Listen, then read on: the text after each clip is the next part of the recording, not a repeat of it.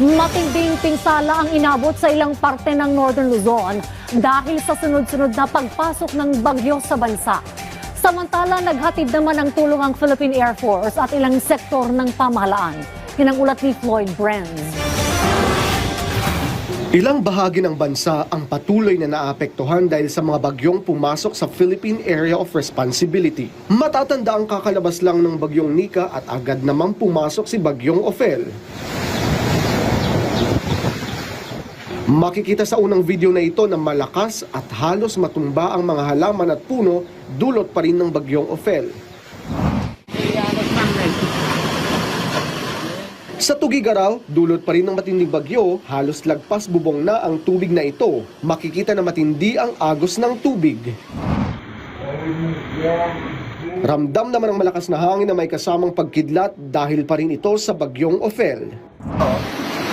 Sobrang lakas na ngayon, siguro nandito na. Sa Lasang, Cagayan, ramdam ng mga residente ang malakas na hangin at matinding pag-ulan dulot ni Ophel. Sa Santa Ana, Cagayan, kitang-kita ang paggalaw ng tubig sa kalsada dahil sa lakas ng hangin. At namalantay aming gagayim kakabsat. Maririnig naman sa video na ito ang panghihinayang, bunsod ng matinding hangin at ulan.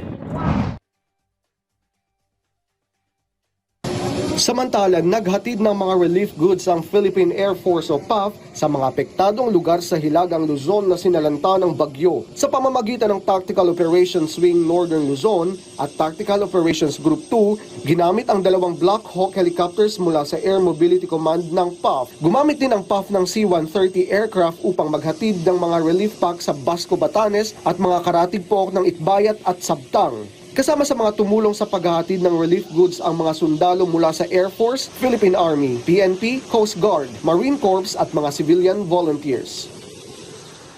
Nakataas pa rin sa signal number 5 ang ilang bahagi ng Northern Luzon. Samantala, inaasang papasok sa Philippine Area of Responsibility ang bagyong Pepito ngayong linggo. Bayan, patuloy pa rin tayong mag-ingat at maging alerto. Floyd Brands para sa Pambansang TV sa Bagong Pilipinas.